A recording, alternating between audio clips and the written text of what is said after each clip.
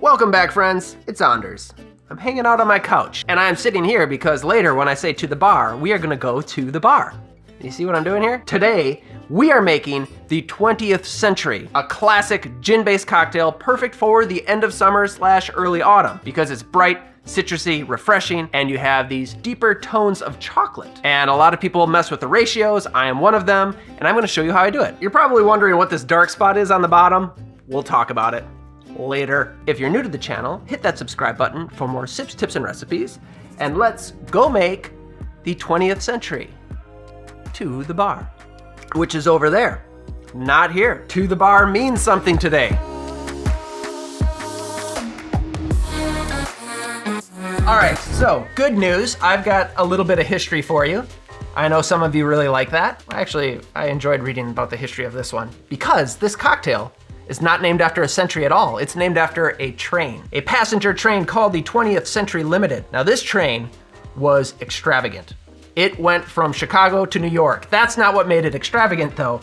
The actual train itself was built in this beautiful Art Deco design, and they spared no expense. There was a barber shop on board. Apparently the dining experience was second to none, and even the platform from which you would get onto the train had a red carpet, and that's where the term, the red carpet treatment, comes from. Now it only ran from 1902 to 1967.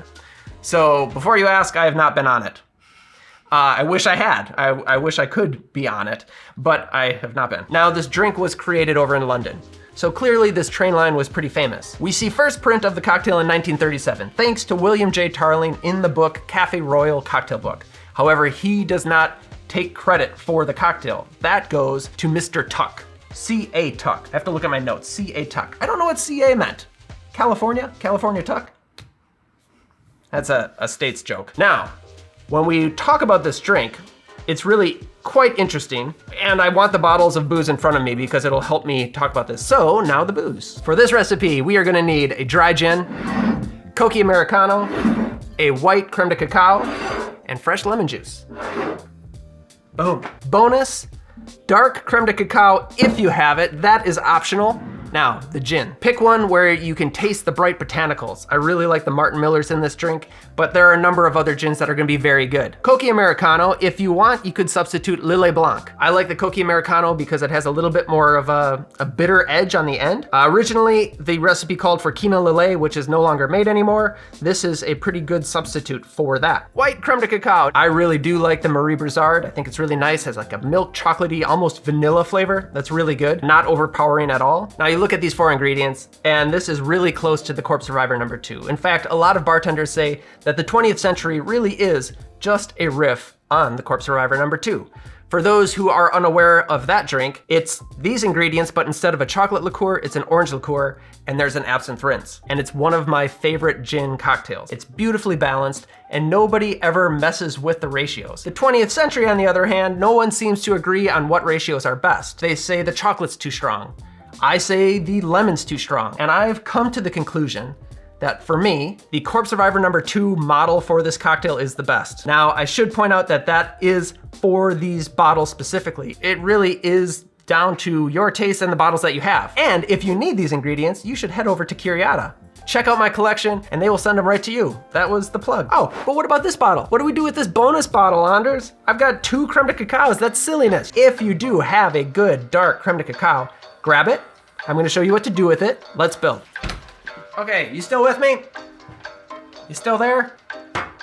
Let's do this. All right, we're gonna start with the optional part. First things first, grab a chilled up glass. Put 1 bar spoon of dark crème de cacao in the bottom of the glass and put that right back in the freezer. This works best if you prep it ahead of time. So get an ice cold glass, put in the crème de cacao, and let it sit in the freezer for at least 5 to 10 minutes. Grab your shaking tin. Okay, let's start with the gin. I'm gonna do 3/4 of an ounce of gin.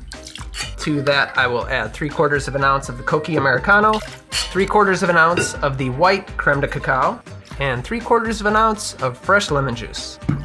Easy to remember, all equal parts. Now we grab ice and shake. All right, about 15 seconds or so. Grab your chilled glass. Now that dark crème de cacao has thickened up a little bit, and we can double strain the cocktail right on top. 3, 2, 1. I'm gonna go kind of gently because I don't want to disturb the dark crème de cacao. I don't know if you can see this. It's just a bar spoon worth. There it is on the bottom. That's for the end, a little sweet chocolate. We're gonna do a fun lemon garnish. There we have the 20th century. Yeah, look how pretty that is. Cheers. Perfectly balanced, if I do say so myself. So what do I taste? I taste the botanicals of the gin, I taste the bright citrus, get a little bit of chocolate on the end. It's certainly not overpowering at all, especially this white crème de cacao. It gives it kind of a vanilla sweetness, so it's not overly chocolatey. That's why it's such a treat to have the rich dark crème de cacao at the bottom for that last sip. Makes for a nice nightcap. If you just want some day drinking, maybe leave that bit out. Although I do like it in there. I wouldn't say this is a chocolatey drink. It's still a bright sour style cocktail. What a fun combination. I have had this a number of different ways, and this is my preferred way to enjoy the 20th century. The Corpse Reviver #2 model. That's it, give it a shot, see what you think. Let me know in the comments down below. Thank you for watching. Like and subscribe. I'll see you next time. Cheers. This is the first time I've used that funky garnish on the channel. Is it too much? Ooh. Perhaps. I'm going for Art Deco. Last sip. Ooh. Right?